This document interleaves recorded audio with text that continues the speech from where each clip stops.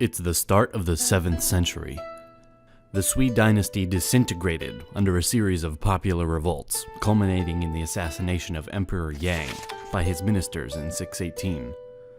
The dynasty, which lasted only 37 years, was undermined by ambitious wars and construction projects, which overstretched its resources.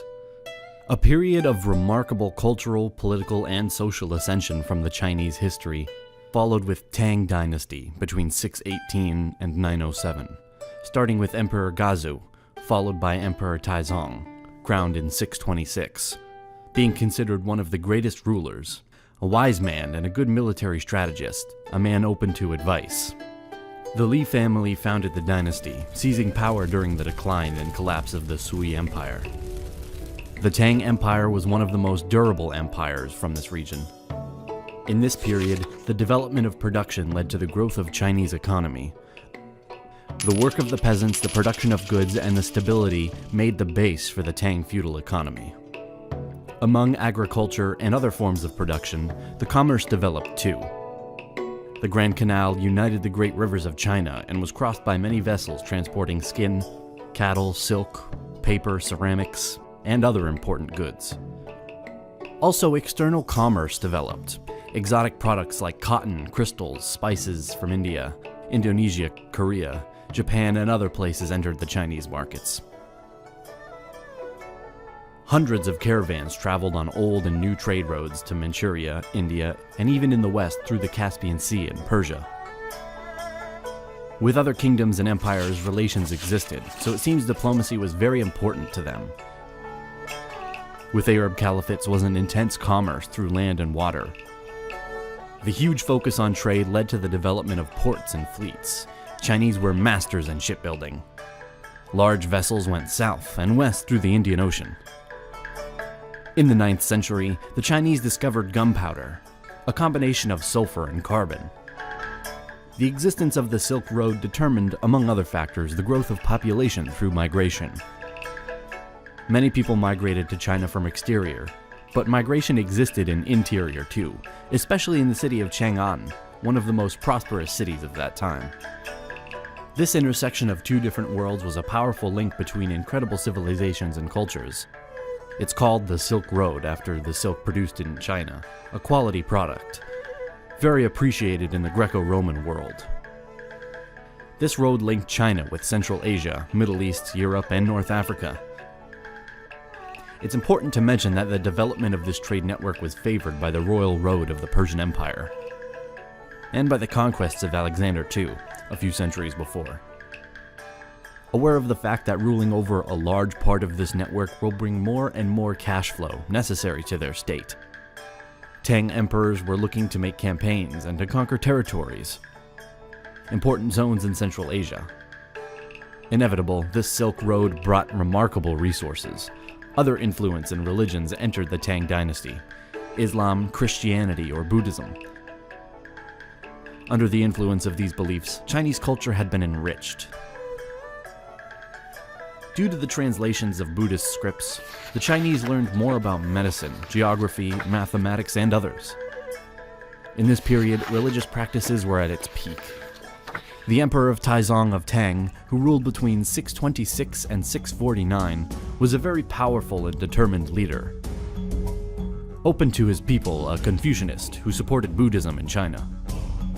It's believed that he was a servant of the people, focusing on smart spending instead of putting the economic weight on the people's shoulders. He believed that an emperor is not above the people, but more likely a responsible ruler. And for stability, peace, and prosperity, the people must be happy and not stressed under a harsh rule. People are like water, and the ruler is like a boat. The boat may float easily or can be submerged by water.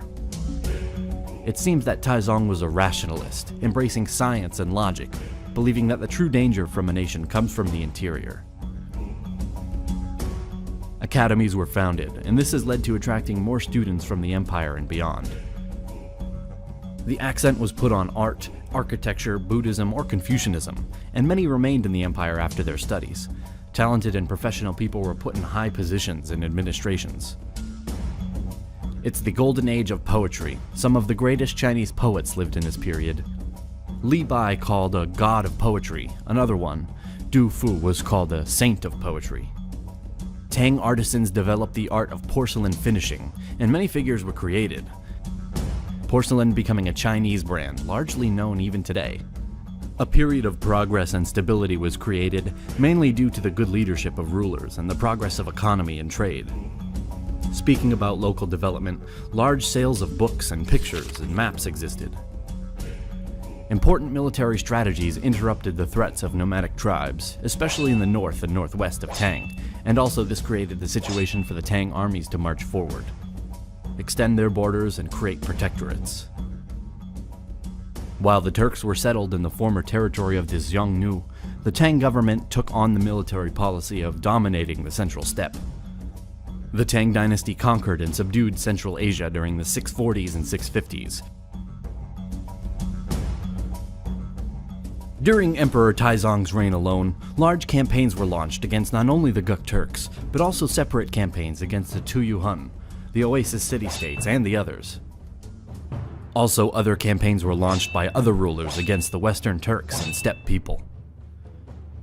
Victories in the Tarim Basin have maintained the Silk Road open. One of the greatest generals of this dynasty was Li Jing. He defeated the Guk Turks and consolidated the rule of Tang in Central Asia. Li Jing was the commander of the armies, having other generals and more than 100,000 under his command. In 630, Li Jing defeated the Guk Turks, who were led by Jiali Khan, with just 3,000 cavalry soldiers in a surprise attack. The Turks were defeated and their armies fled.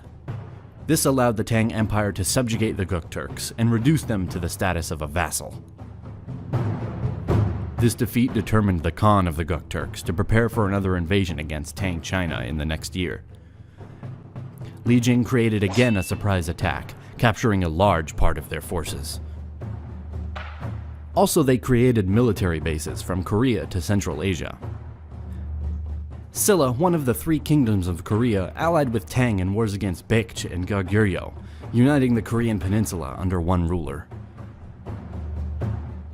For more than a century, Tang Dynasty held an important part of Central Asia. Their expansion in west reached its peak in the middle of the 8th century.